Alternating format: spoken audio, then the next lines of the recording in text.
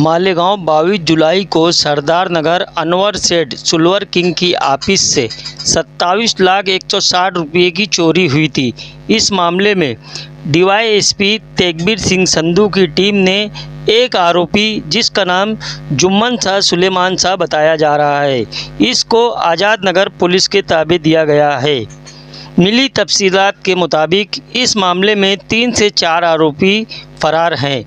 Police इनकी तलाश कर रही है। बकिया तफसीलात का इंतज़ार।